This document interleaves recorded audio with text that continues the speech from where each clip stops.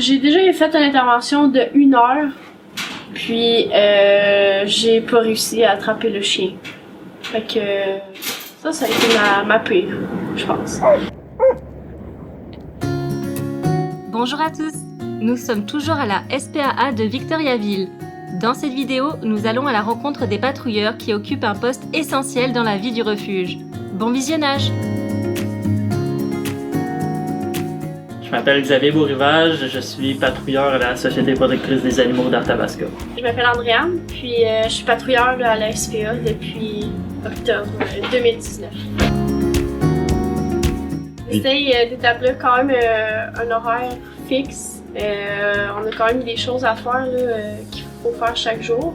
Entre autres, prendre les animaux errants. Exemple, un chat qui est arrivé au refuge errant, faut le prendre en photo avec son numéro de fiche, puis l'afficher sur les réseaux sociaux pour savoir s'il appartient à quelqu'un. Je vais faire des suivis sur mes dossiers que j'ai déjà faits. Ça peut être des avis ou ça peut être des constats d'infraction si les situations sont plus graves. Je vais aller faire des inspections par rapport aux normes de salubrité pour les animaux, par rapport aux négligences animales, etc.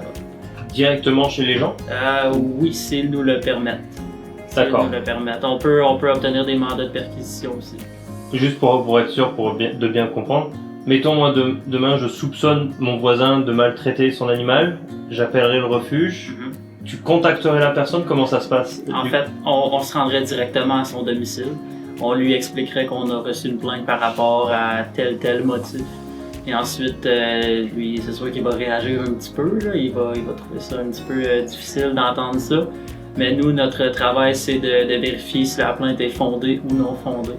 Dans le fond, si la personne nous laisse rentrer chez elle, aller vérifier tout ça, ce qui arrive le plus fréquemment, là, c'est qu'ils nous laissent rentrer parce que souvent les plaintes sont non fondées, ça arrive qu'ils soient non fondées. Si je peux rien constater, eux, en fait, les propriétaires des animaux ont l'obligation, ils sont pas obligés de nous laisser entrer chez eux, mais ils ont l'obligation de nous montrer leurs animaux par contre.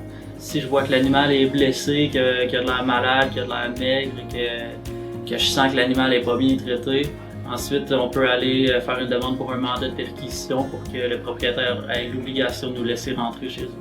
Puis sinon, c'est ça, le soir, c'est de s'assurer que tout est fermé, que tes dossiers sont quand même clos pour au moins la journée. Puis,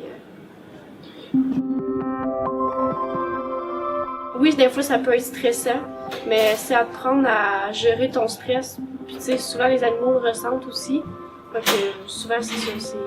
Puis c'est de pas y aller vers l'animal tout de suite, c'est de te laisser approcher en fait. Là. Fait que, pour des chiens, là, les chats c'est un petit peu plus sauvage, fait que c'est plus difficile, là, mais pour des chiens qui sont errants ou quoi que ce soit, c'est de faire venir l'animal à toi en fait. Là. Est-ce qu'il y a un outillage? Je sais pas. Oui, on a un outillage. Premièrement, ça va être vraiment avec notre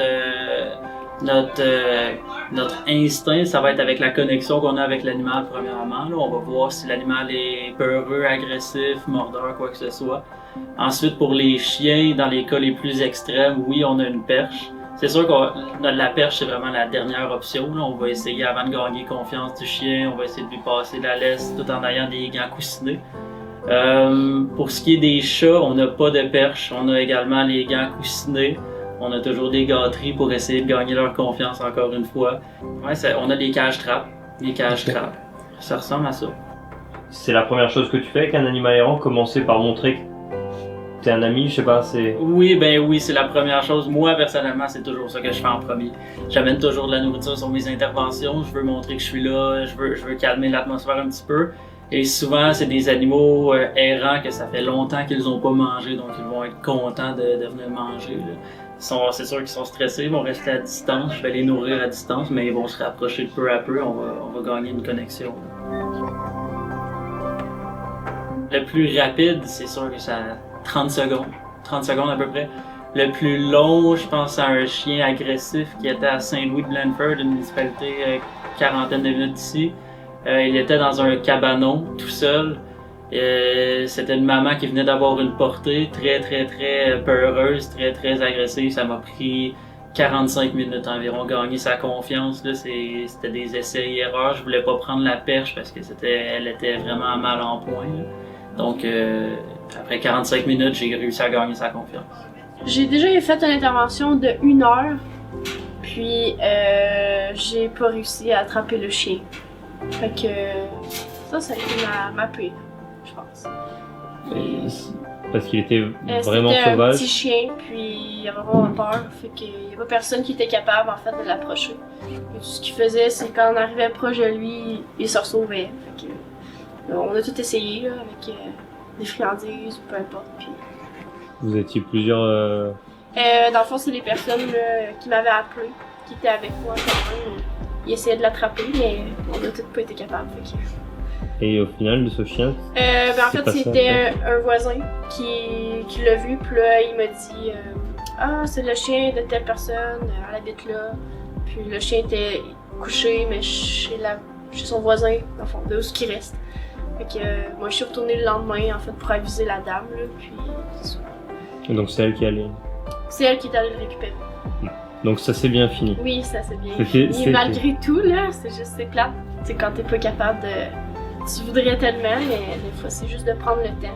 Oui, ça peut être long sur l'intervention, mais au final, tu réussis à avoir le chien, puis gagner sa confiance, en fait.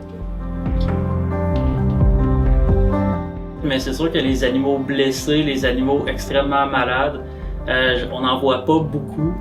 Mais lorsque ça arrive, c'est sûr que les journées sont moins bonnes. Là. Puis surtout quand ça arrive le matin, quand que je rentre ici et que la secrétaire me dit « T'as un animal à aller chercher », je me rends sur place, je savais pas que c'était un animal qui était blessé, qui était extrêmement malade. Je vois qu'il manque un œil, je vois qu'il manque une patte, quoi que ce soit. C'est sûr que ça commence mal une journée. Je crois qu'il est important, même si les citoyens n'ont pas toutes les preuves qu'un animal est négligé, c'est très important que l'appel soit fait quand même ici au refuge. Même si les appels sont non fondés, je suis satisfait d'avoir fait mon travail, d'être allé voir sur les lieux, d'avoir constaté la situation par moi-même. Donc, qu'est-ce que je conseillerais aux gens pour qu'il y ait moins d'appels non fondés qui soient faits? J'ai pas vraiment de conseils à donner, car s'ils ont un doute de base, c'est important à appeler. Mais par contre, ce qu'on voit souvent dans notre travail, c'est des chicanes de voisins.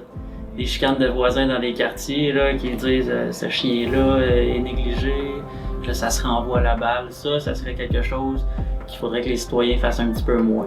Renseignez-vous sur les lois, les règlements de vos municipalités. Souvent, on a des chicanes avec les gens, justement, parce qu'ils savent pas c'est quoi nécessairement avoir un animal à la maison.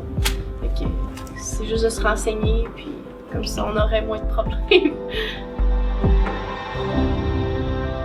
Merci d'avoir regardé la vidéo. Comme toujours, n'hésitez pas à vous abonner afin de ne pas rater la suite de l'aventure. À bientôt!